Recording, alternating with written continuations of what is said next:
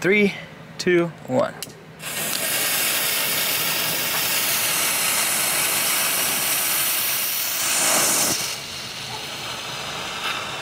These are my Mephiles Shadow Minions Customs. Today I'm going to show you the usual work of 3D modeling and painting, but also some fun don't try this at home type stuff. Oh, ow, ow. Okay, ow. Nope. That shot sparks directly at me. Ow. Ouch. But first, some of you may not know of Mephiles. Who are you? And how do you know my name? And yes, I know it's pronounced Mephiles, but this is how I say it. Help the video analytics by commenting about it. Such foolishness. Very well. Let's see if you can entertain me. These shadows were first introduced in Sonic 06 as minions of Mephiles. I never played that game, so I was first introduced to them in Sonic Force's Speed Battle. They're really powerful, and when their attacks land, they prohibit an opponent from using an item. They make Mephiles my favorite character in that game. This is the first time in about 10 years that I've used Z-spheres for something. It's a feature in ZBrush that lets you block out a structure. It's really good for starting proportions of bodies and limbs. And then you can go in and add volume through sculpting on the mesh that gets generated from it.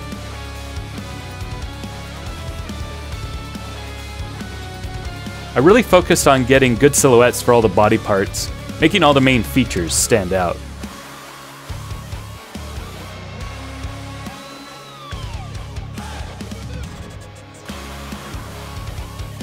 I put a lot of bumpiness on areas like the head and the arms. I had to come up with a lot of these details on my own because I found very little detailed reference for this character. I really exaggerate all the cuts when I sculpt because at this scale a lot of detail is lost when it gets 3D printed.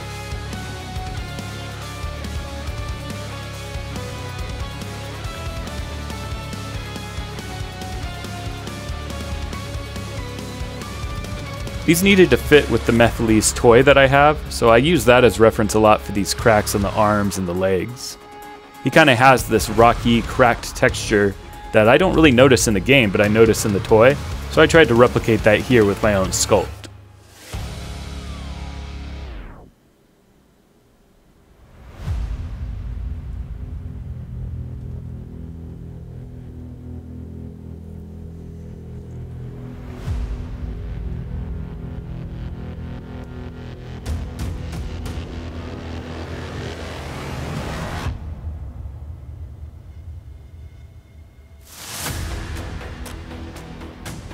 Some of these details didn't quite come out in the print. Here where I'm doing it on the shoulder just wasn't deep enough to show up, but some of these ribs showed up okay.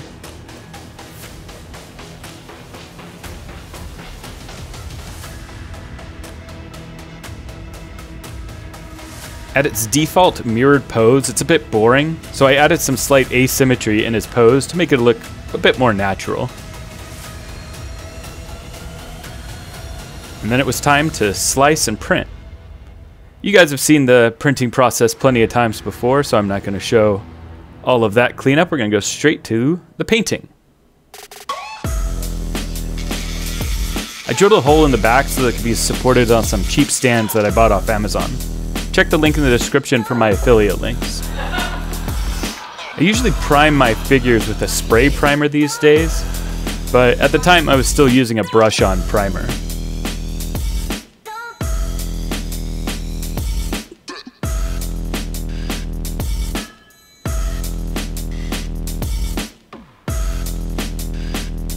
Then I used some Pro Acryl brand purple paint as a base color coat.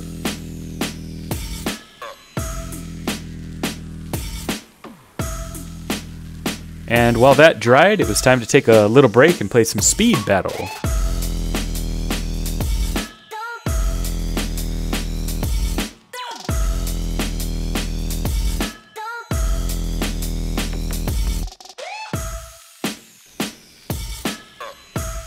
Next I used a wash to add darkness to all the crevices. You brush on this thin liquid onto the surface and then wipe away the outside, and it gives a lot of great inner detail. Kind of like ambient occlusion in CG.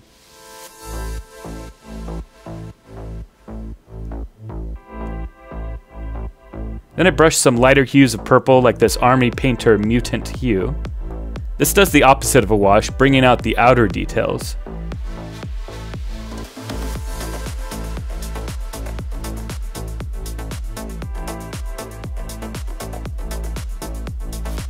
Then I used some Pro Acryl brand pink to paint the eyes.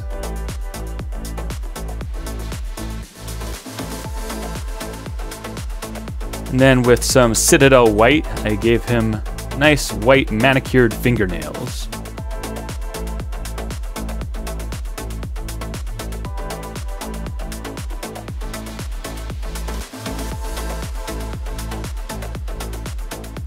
I'm pretty happy with how they turned out. Looking at them side by side along with Mephiles, I feel like they really fit together into the same universe and feel.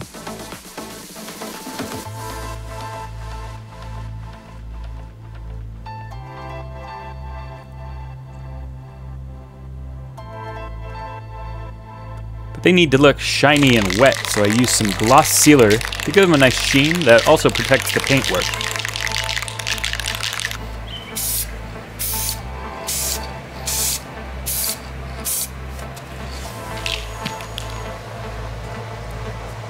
Shouldn't do that. It's okay. A lot of you know I do toy photography, both inside with foam sets that I make, and outside in the real world. This is just like a piece of a speeder bike my dad made. You've seen this from other toy photos, this rocky surface. And that hole is the one from the Charizard. Oh, and look what it's doing to Mephiles. I may have ruined my Mephiles, guys. My Mephiles. He's gonna have a green backside now instead of white. I try to get one really good shot for each of my Sonic figures.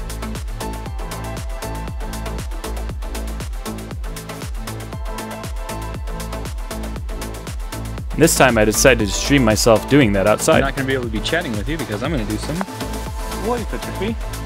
I'm just gonna set my phone down over there and see how things go.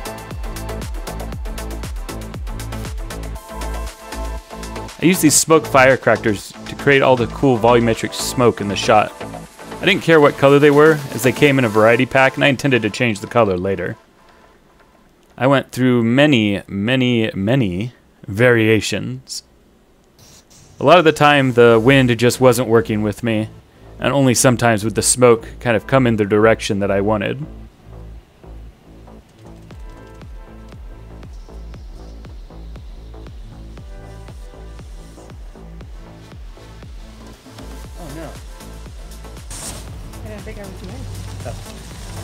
Oh, ow, ow. Okay, ow. Ow. That shot sparks directly at me. Ow. Ouch. Whoops. Ouch. There's the hot things. Okay. Well, that's fun.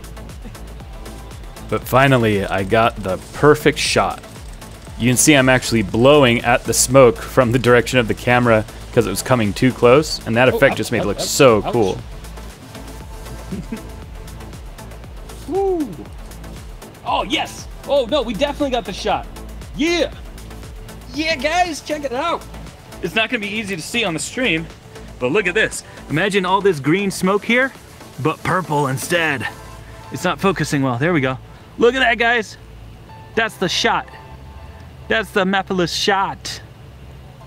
Oh, my God. Right after that, I started another stream editing the photo. You see just how many shots didn't really make the cut.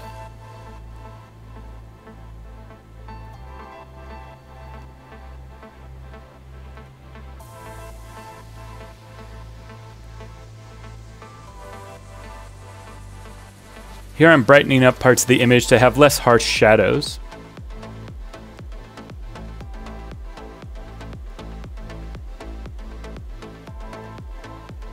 Then I'm using the raw editor to adjust all my lighting.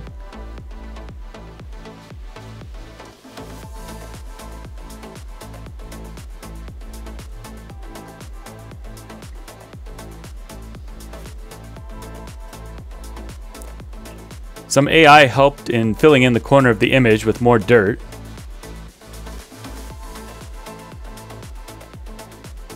And then I removed the baling wire that was holding up the minions using the healing brush tool and clone stamp tool.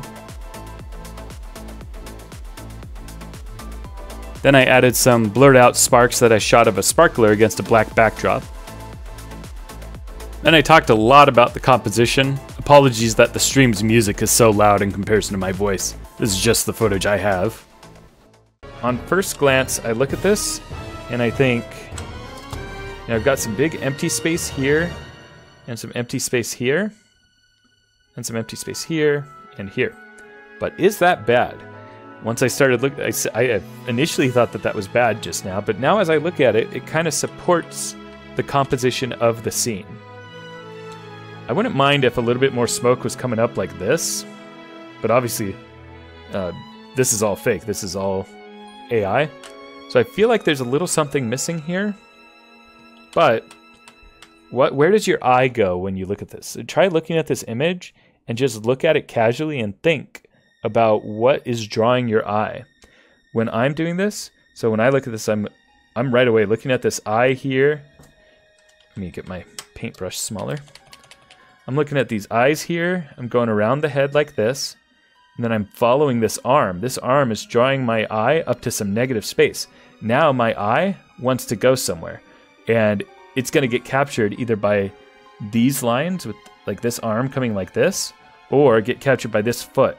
So this is the way that, and I did kind of intentionally do this, but it's also a little bit innate once you kind of get used to doing photography, is I always leave a space between them. So once your eye leaves a certain area, it's got this empty space. It wants to go somewhere. You need to direct the viewer around the image. There's a lot of different ways you can do that. With poses, like this arm specifically pointing this way. You could do it with eyes, and that's what I'm doing here. Is your eye might follow up this way around the arm, and then you see an eye right here that's pointing back down. You're like, oh, what's he looking at? Oh, he's looking down at Mephiles. Oh, cool, I'm following my eye right here. Ooh, look at this cool curve of the quill here. I almost wish that the quill went up a little bit, like this, because then it would direct your eye back up here, like, oh, here's this empty space. Oh, I'm catching something in this empty space. Well, that one is looking back down at here, so my eye is just continually in this motion. And like Pro Tyler said, the tower too, the tower supports this as well. We have this motion of the eye kind of drawing ourselves into this part of the image.